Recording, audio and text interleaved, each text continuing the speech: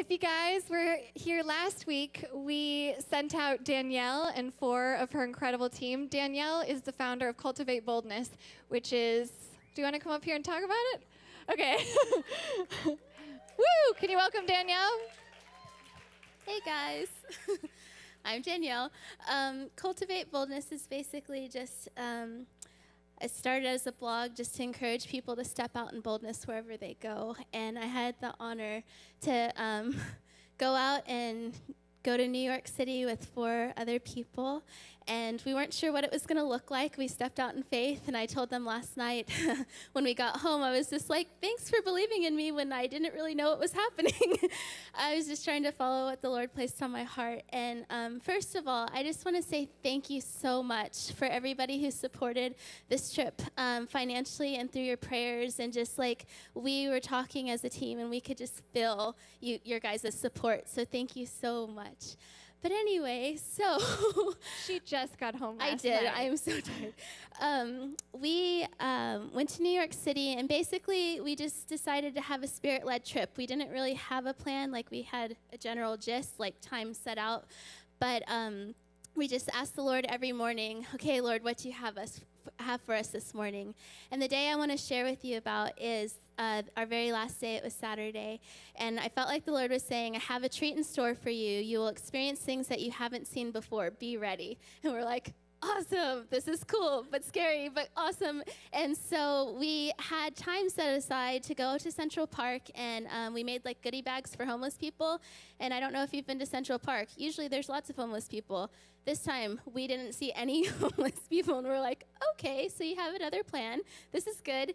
And so we saw some street performers on the street, and a few of our team went to go see them. And then me and Chelsea went to these 2 guys, and I just felt like I had a word for them. And I walked up, and it was kind of weird, but I was just like, hey, I'm Danielle. How are you doing? And I was like, I felt like I had an encouraging word for you, and I told it to them, and they were so surprised. They cussed, and they're just like, I can't believe, how did you know? Like, we were just talking about that. And if you could picture, like, they kind of have a rough life. They're from Harlem. Like, they're true, like, gangsters. But, yes. But anyway, so we were able to prophesy to them, and they were in awe of God. And, like, just some quotes that they said, they said, this is a game changer. And then they talked about how can you change a life in 5 minutes? You just did. And that's just like a few of the quotes that they had. But what we didn't know is there were other people sitting in the park, and they were like talking to the people around them. We thought they knew all the people around them, but apparently they didn't. And so they were just like, hey, come get a word over here. And we ended up praying for people, and we saw somebody's back get healed, their knee get healed, somebody's eye, like their vision wasn't clear, and it was fuzzy, and now it's clear. And we saw somebody's hand get healed. Like, there's these guys that were breakdancing, and he said how every time he did a handstand, like, his hand would hurt, and he got healed. And he ran to his friends, and he's like, my hand, like, you know that I couldn't do this before. And he like was doing handstands and flips and showing his friends that he got healed. And on top of all of that, this girl gave her life to the Lord, and it was just so incredible. And so,